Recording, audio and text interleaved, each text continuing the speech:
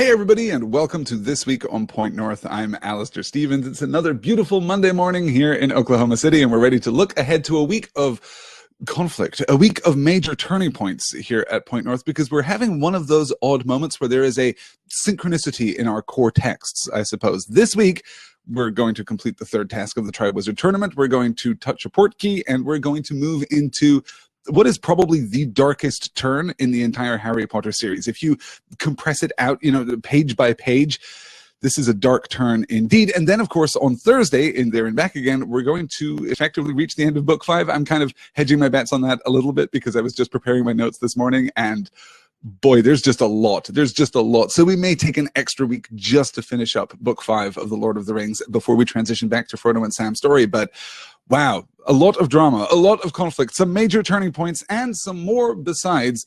Let's do a quick gloss of our schedule, and then we'll, what do you say, hang out for a little while? I think that's probably a good way to spend our Monday morning, right? So the fun begins right now with This Week on Point North, but it doesn't end here for Monday. This evening at 10 p.m. Eastern, 9 p.m. Central, I am giving my thoughts on A Study in Pink, which I just watched again yesterday, and God, I love that. It's the first episode of the 2010 BBC Sherlock series, of course. That's what we're going to spend the next 4 weeks. I've decided that we are going to cover all of Season 1, and then we're going to push on and cover A Scandal in Belgravia to the first episode of Season 2, because that is my favorite episode, and I don't think that you can fully talk about this modern take on the Sherlock Holmes character, the Sherlock Holmes mythos, without talking about A Scandal in Belgravia. I love the restraint that they demonstrated holding that back for the second season, I have to say. So we're going to talk about Sherlock for the next 4 weeks, but tonight we're going to talk about A Study in Pink. So if you are a Patreon supporter, then you can head on over to patreon.com/pointnorthmedia, and you will find the link there later this afternoon. I haven't posted the cross link yet, but it will be available pretty soon, so we can all make our plans for the evening. So that's going to be an hour-long discussion,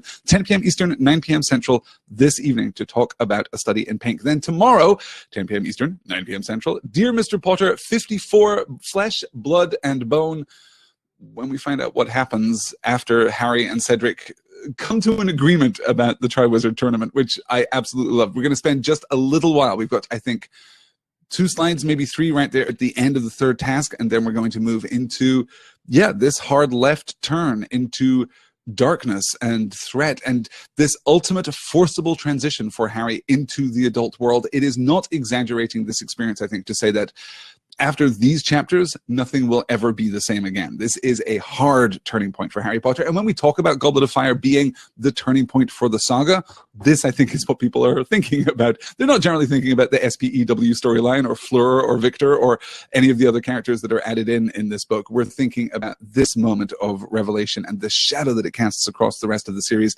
This is powerful and potent stuff, even if you subscribe to my theory that actually Prisoner of Azkaban has been sowing the seeds for this for quite some time, that you can go back pretty much to the beginning of Azkaban, and that marks the first purposeful reframing of what Harry Potter is. That's reinforced as we move through Azkaban. It's reinforced even more powerfully as we get into the beginning of Goblet of Fire, and then reinforced continually through Goblet of Fire until we get to this point where the superstructure has been constructed such that it can withstand this forcible transition and this tonal divergence. This is potent and heady stuff, and I can't wait to talk about it. So that is May 15th. That is Tuesday evening, 10 p.m. Eastern, 9 p.m. Central. Then on Thursday, 10 p.m. Eastern, 9 p.m. Central, There and Back Again, 63, The Mouth of Sauron. I really have to stop pulling titles for my sessions from toward the end of the session, because it turned into a running joke in There and Back Again that for, I think, about a 4-week period, every session was titled something that we didn't actually cover in that session, but rather in the following week's session. So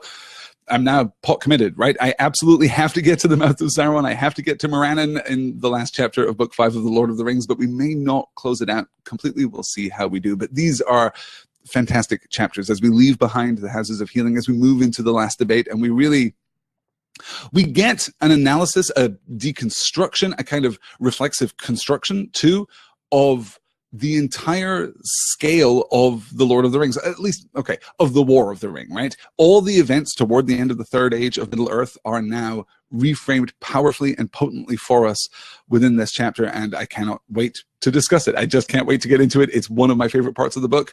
There's a lot to like. And then, of course, next week, we'll transition out to Frodo and Sam and pick up in Cirith Ungol. A lot to look forward to there, too. I should also say, last Friday, I released the first in what I'm calling the second season of Story in Star Wars. I released some Thoughts on The Last Jedi.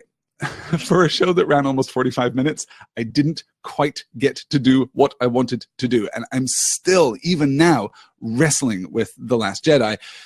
And I've had some really interesting correspondence over the course of the last 3 days. I suppose it feels like so much longer, but I've had some really interesting correspondence over the course of the last 3 days. So I'm thinking if I have the opportunity this week, I can't promise anything. And certainly the next scheduled Story in Star Wars episode will come out next Friday. That is the 25th, not this coming Friday, but the following Friday.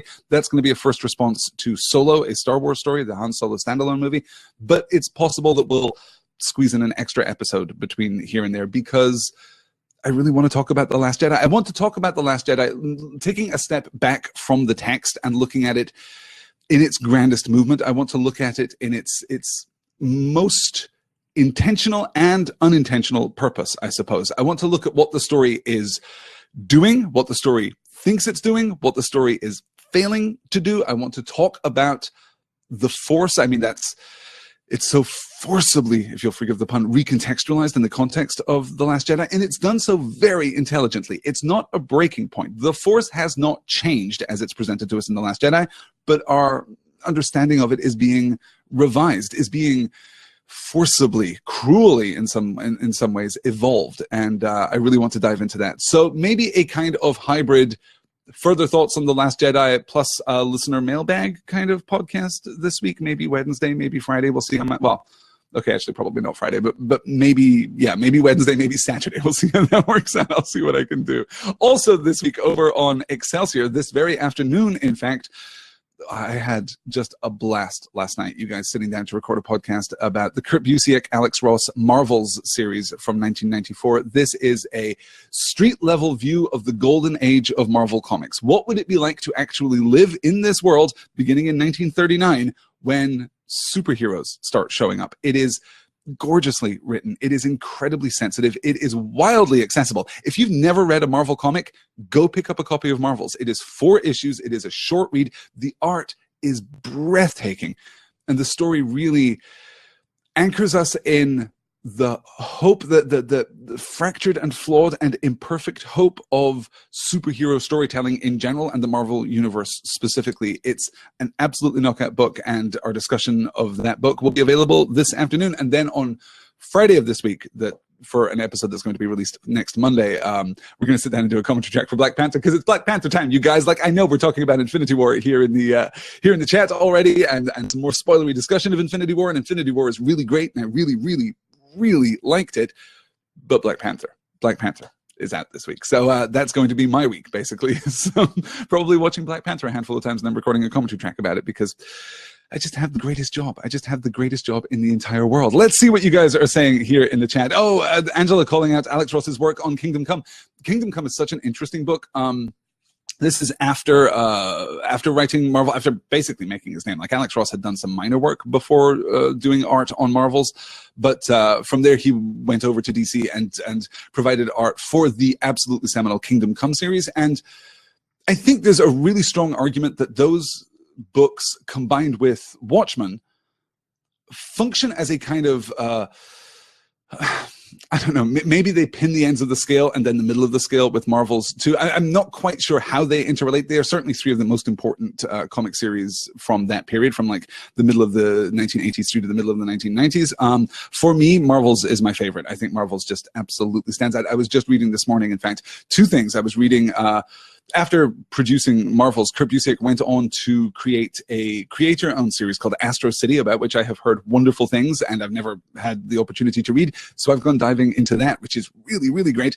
And then I was rereading Ed Brubaker's The Marvels Project, which was a 2009, 2010 series set again during the golden age of the Marvel Universe, and seeing that kind of modern perspective, because for all that they're separated by 15 years, comics went through a huge transition between like 1994 and 2009. That was just a watershed experience for the entire comics industry. And seeing those 2 very different takes, Ed Brubaker is a spectacular writer, as is Kurt Busiek, but they're both very different, I think, and they both see superhero comics very differently. And I'm loving the interaction between these texts now, so fresh in my memory. So that's been an absolute pleasure, yeah. Oh, that's good. So somebody calling out that Astro City is fantastic. I'm really enjoying it. I was dipping into the original run, which was, I guess, what, 95, 96, whenever they launched that book. And then dipping into the third volume, which was 2015. The first issue of the 2015 is, it's a knockout. It really challenged my understanding of what this book was going to be, and kind of to an extent what comics can be. It's not completely without precedent, and I'm talking about this in vague terms because I don't want to like spoil the hook of that issue, but it's really smart and it's really interesting and it's really compelling and it is playful and engaging, but also very profound. And yeah, I absolutely love that. We're talking about the MCU movies here. Oh, Mela has been binging old Buffy Story Wonk episodes this week, and I never listened to them before, and it's pretty great. Oh, that's fantastic, Mela. I'm so glad that you're enjoying them. That's wonderful. Yeah, Dusted was a really, really great show. I thoroughly love that, and of course, Buffy still stands apart as one of the most important, most enjoyable, and just best TV shows of all time. I mean, it's a little rough there in the first season. It's a little rough there in parts of the second season too, but the high points of that show are pretty incomparable, not just for the quality of the storytelling, but also for the kind of provocative progression of the storytelling. The fact that no one was telling stories like that on television at that point makes Buffy a cardinal text. I can't, recommend it highly, highly enough. While we're doing minor TV recommendations, by the way, I just saw the first episode of, I'm going to misremember the terrible subtitle. It is called Troy, Fall of a City. Is that what it's called? It's not a great, yes, Troy, Fall of a City. This was, I just stumbled across this on Netflix. In fact, this is, of course, the story of Troy. It's the story of Helen of Troy and the terrible wars that followed. It's surprisingly good. It's surprisingly thoughtful and complex and feels much more like, I hesitate to do this, but more like Black Sails or Black Sails adjacent kind of television. It feels like prestige television, or let me rephrase that. It is written and structured like prestige television, despite the fact that from time to time it looks like, oh, what is that? Rain from the CW, you know, like court intrigue with teenagers. Yeah, so it's kind of it looks a little like that, but don't let that fool you. Rain, by the way, is also like a silly but also mildly diverting show. But yeah, based on the first episode, Troy, Fall of a City is actually really rather good and possessed of a great gravitas. It doesn't waste time. It's got a real confidence about its storytelling, which I really, really enjoy and respect. And a lot of people, if you've watched prestige television over the course of the last few years, then you're going to see some people in this that you recognize. There are some really, really great performers. I'm looking at the IMDb list now, and yeah, it's a pretty good series, it turns out. So that's a recommendation. Let's see where else we are here. Becca says, a little girl walking home from school gave me the Wakanda salute. I was driving, but I did it back anyway. That is amazing. That is amazing. I love that. So Cinder is saying Infinity War is a lot, but Black Panther is still on top for the MCU. I have seen Black Panther twice. I have seen Infinity War once. I am by no means equipped to offer a perspective on that. Not least of all because they're very different kinds of storytelling, right? I think that I struggle to integrate the Avengers movies in general into a list of the MCU movies, because the MCU movies, for all that they're kind of sprawling, are generally pretty character-oriented and focused pieces of work, each of the individual movies. And then that gets completely blown out when we get to the Avengers. All of Phase 1 is building to the Avengers. All of Phase 2 is building to Age of Ultron. All of Phase 3, interrupted by Captain America Civil War, which is at least 2/3 of an Avengers movie, is building to Avengers Infinity War. And it's hard to judge them by the same metric. I will say that Infinity War is my favorite Avengers movie, like hands down. I think it's my favorite Avengers movie. In terms of solo heroes, I don't know. For me, in terms of solo heroes, and this may surprise you if you know that I'm, a Captain America fan, like a huge Captain America fan, my top 3 movies are Black Panther, Thor Ragnarok, and Spider-Man Homecoming. Like, the last year has been spectacular for the MCU. So yeah, I'm not quite sure. That wasn't in any order either, by the way. Thor, Spider-Man, and Black Panther, they move around depending on my mood, depending on what time of day it is, depending on whether I've had my coffee or not. I love Spider-Man so much. I love the Spider-Man Homecoming movie in particular. Spider-Man is my character. Like, that is the superhero that I love more than any other. He was always my guy growing up. I had a solo hero in Spider-Man, and I had a team book in the form of the X-Men, and that was it. That was everything that I needed from superhero comic books. And to see Spider-Man brought to the big screen so fully, so charmingly, so sensitively, so thoughtfully, so deftly, so wittily. Yeah, I think Homecoming might be my personal favorite, but I have no trouble at all saying that Black Panther is a better movie than Homecoming. It's certainly more ambitious. It's certainly more important. It certainly has a sweep and a swagger that is pretty much incomparable. Like, I can't think of another movie that has done that. It was so striking to go and watch Black Panther because for some reason I had been thinking a lot that week about the DC movies. I've been thinking a lot about basically going back to Man of Steel, actually going back all the way to Superman Returns, but I've been thinking about, modern Superman and modern Batman, and when and even Wonder Woman to a certain extent. And when I think of modern DC movies, I'm thinking of that sweep and swagger. I'm thinking of this bombast, right? We're very invested in the idea in the DCEU that everything is the most important thing ever, which is absolutely fine when you're writing about DC characters because they are so archetypal. They are so mythic. Superman is a god and Wonder Woman is literally a goddess and Batman is basically functionally a god too. Like, that's true of the entire Justice League. That's true of all of our primary characters in the DC universe. So making them bombastic and making them huge and giving them that propulsive confidence is actually like a strong choice. That's a thing you can do. This was in the context of discussions about whether or not we should seek to humanize our DC characters and bring them down to like a more Marvel level where they're complicated and they're conflicted and they have flaws. They have that famous like Marvel hamartia, right? That is what distinguishes, even going back to the Golden Age, Marvel characters from DC characters. DC characters are titans. They are, some of the DC characters are literally titans, but the DC characters are archetypal. They are gods and goddesses and they are perfect. And that's just not true on the Marvel side of the line. In Marvel comics, everyone is flawed and everyone is hurting and Ben Grimm is the thing and Spider-Man is poor and has a ruinous love life and the X-Men are feared and hated and so on and so on and so on. That to me has always been why I'm more attracted to Marvel storytelling, but I can respect the DC side of the line. I also like, classic mythology. I like reading about gods and goddesses. So I was thinking a lot about that before I went to see Black Panther, and it worked beautifully for me. It was an unexpected kind of internal resonance because sitting down to watch Black Panther and to see a movie which absolutely has all of that Marvel hamartia to it, right? It has that Marvel tragic hero, fundamental character flaw thing happening in it in every possible direction, which is fantastic and gritty and crunchy and narratively engaging. But then it also has this real sense of regality, I suppose, right? A real sense of weight and of history and of myth and of purpose, and that really, really worked for me. I mean, yeah, if I like Spider-Man Homecoming more than I like Black Panther, it is by like a hair's breadth, and they are both very, very, very high on that list. It is perhaps better to say, rather than saying I like Spider-Man Homecoming potentially at least a little more than I like Black Panther, what I will say is I like Black Panther more than I like every single Captain America movie. And I didn't think that was going to happen, but here we are. Yeah, even more so than the. Sorry, I was going to say another thought there. I got distracted. I glanced at the chat and saw Mela saying, "Personally, I'm hoping for a Shuri MJ ship." Wow. Yeah. See, we need some more crossover. Is what's happening here. Yeah. Shuri ends up.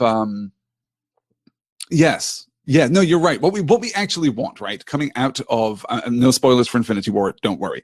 But coming out of Infinity War, what we want, and this has been a logistical necessity for the MCU for like the last 5 years, as we've been aware that Robert Downey Jr. is not getting any younger, and Chris Evans probably has other things that he wants to do, and Chris Hemsworth certainly has other things that he wants to do, and hosting Saturday Night Live, and so on and so forth. What we need to do in the MCU is start to build in the possibility of legacy. We want to bring in a new generation of characters, and luckily Marvel has been doing that over the last few years. You've got your Riri Williams, you've got your Kamala Khan, you've got your Miles Morales Spider-Man, right? There is a whole host of younger heroes who can like step up, and Shuri could be great in that context. That would just be utterly fantastic. And I don't necessarily want to write that off in this kind of young Avengers, all ages adventure story kind of preserve. I don't want to wall that off for kids and YA readers and YA viewers. Instead, what I want to do is invest in that now so that 10 years from now, we can have Riri Williams, Ironheart, just being a $1.5 billion, blockbuster success. I think we can start to do that if we do it now. So we'll see how that works out, I guess. Just, if Marvel's at all interested, in listening to what I want to do. Let me see. Oh, Eric saying, would you say the CW shows are doing more marvelous versions of the DC characters? Yes, they absolutely are, Eric. That is a really great observation.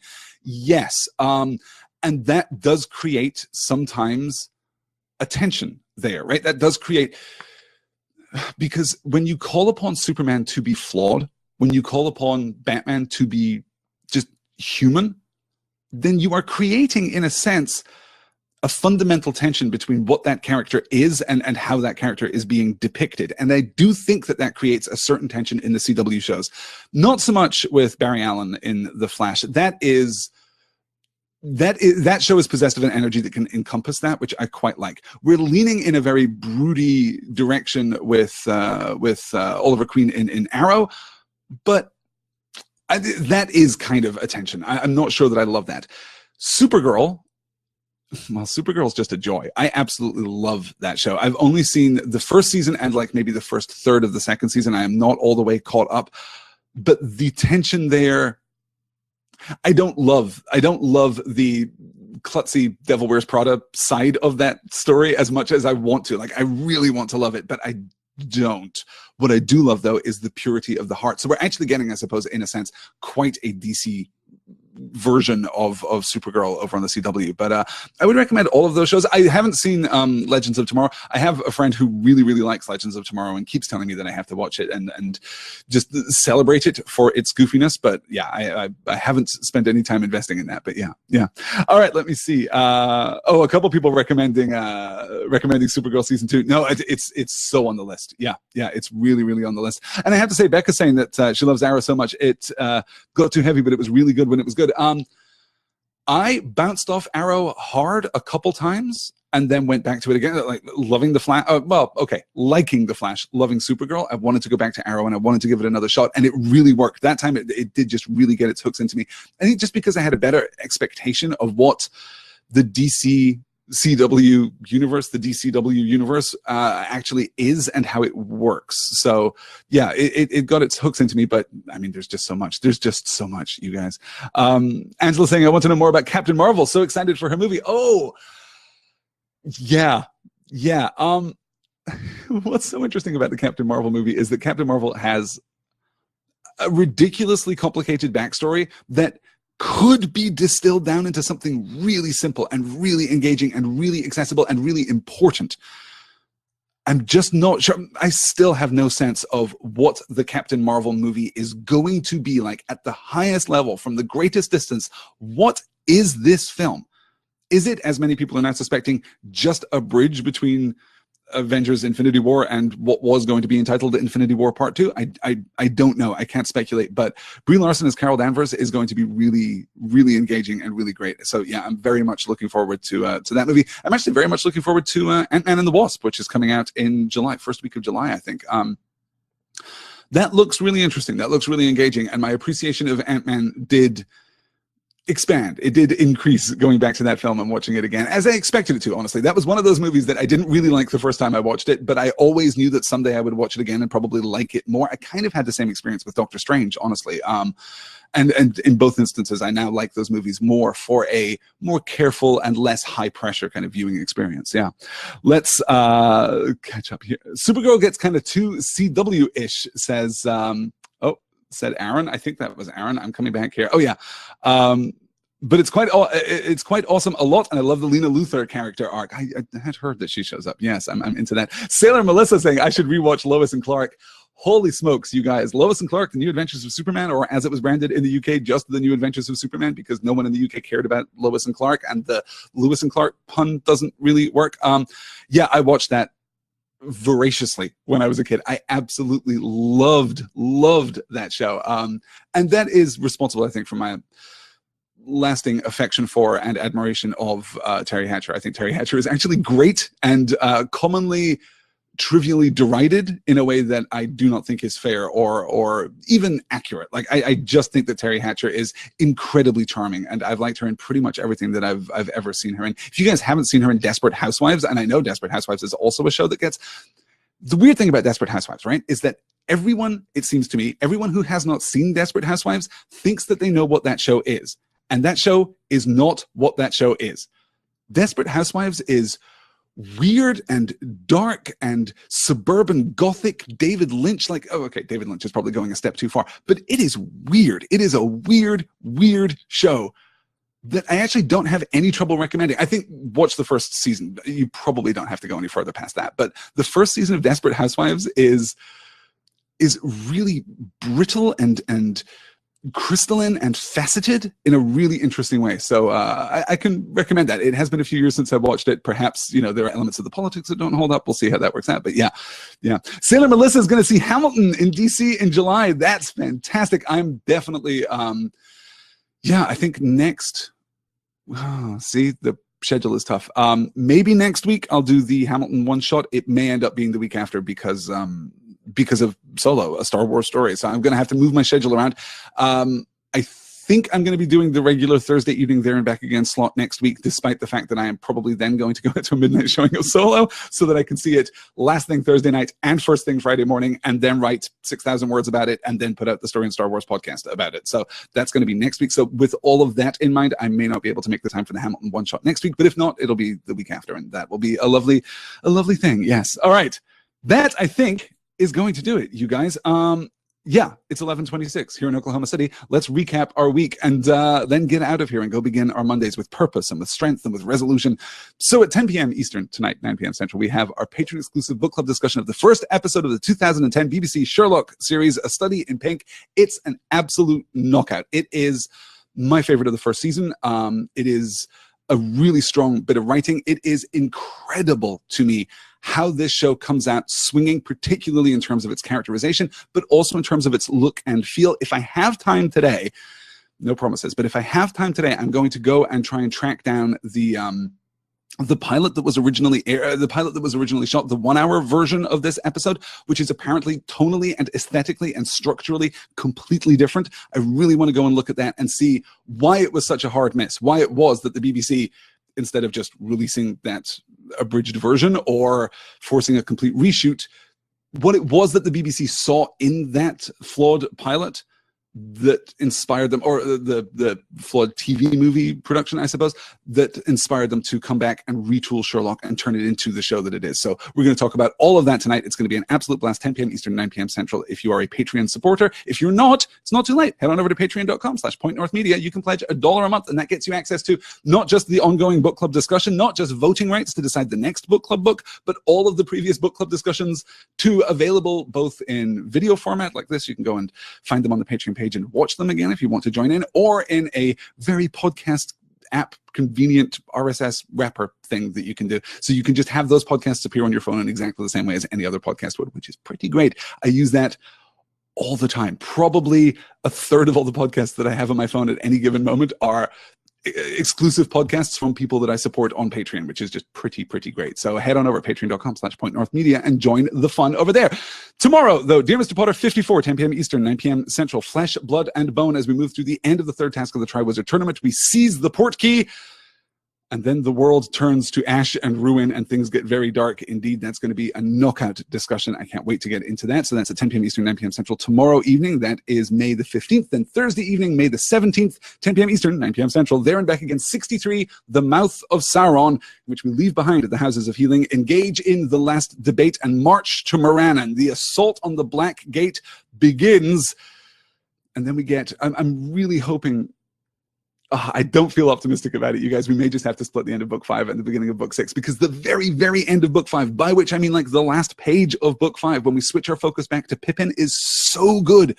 And I really want to spend some time paying close attention to that and kind of echoing it back to discussions that we've had about Merry, and discussions that we've had about Theoden, and discussions that we've had about Denethor over the course of book 5 as a whole. The last beat that we get with Pippin at the end of book 5 is mesmerizing, particularly when we're paying close attention to the structure and the themes of book 5 as a whole. So we probably won't quite finish out book 5 this week, but maybe we'll do that before we get back to Frodo and Sam in next week's reading. And that is going to do it. Plus, as I say, stay tuned for a possibly shorter than usual, but probably not bonus episode of Story in Star Wars at some point this week. I can make no firmer promise than that. But at some point, I just want to talk about Star Wars. It is Star Wars season. Again, you guys, that is going to do it. I will talk to you all again very soon. I hope you'll be able to join me for the book club tonight. You can go and watch A Study in Pink before we sit down to discuss it. It's going to be a blast. And in fact, if there is, a certain enthusiasm for this idea, maybe we can schedule a live commentary, live tweet, live something for A Study in Pink, maybe later this week, maybe next week. We'll see how that all works out. But let me know if that's a thing in which you are interested. Oh, wait. Questions in the question bucket.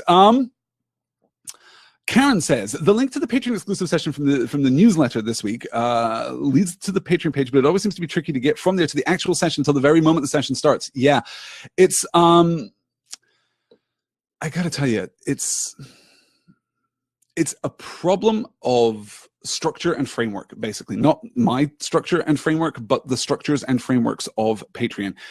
Exposing that stuff in a way that preserves the Patreon exclusive viability of that stuff is just difficult. It's just difficult. One of the things that I was thinking about, particularly as I'm moving back toward more regular live sessions. Okay.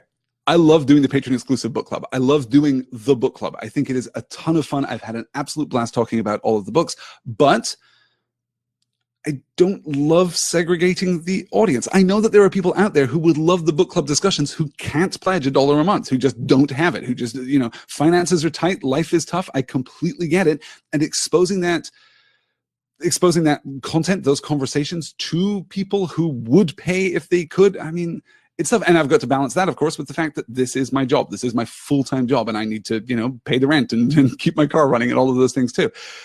It is an ongoing challenge. It is an ongoing problem. I'm thinking about some ways that we can switch this up over the course of the summer. I'm thinking about one of the things that I've seen a lot of podcasts do lately, kind of taking a hard swing approach, is rather than putting some content behind a paywall, they release content behind the paywall early. So it is not the case that you would have to pay for access to Story in Star Wars, for example. But if you pledge your support at patreon.com/pointnorthmedia, then you might get the new Story in Star Wars episode a week early or a couple of days early or whenever, and maybe some extra bonus content too, but not whole show. I don't know. The framework problem is the issue though, because posting stuff over at Patreon, it doesn't get exposed in quite the way that I want it to get exposed, but I can't then take that and expose it elsewhere because that would defeat the purpose of making it Patreon exclusive, I suppose. And that, the tension between needing to make money off of this endeavor, basically, right? Needing to keep body and soul together, thanks to your generous support, and wanting to have the broadest, widest possible conversations about these stories that I love.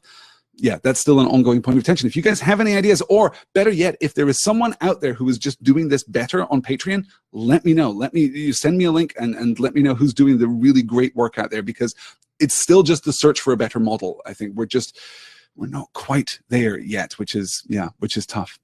All right, let's good.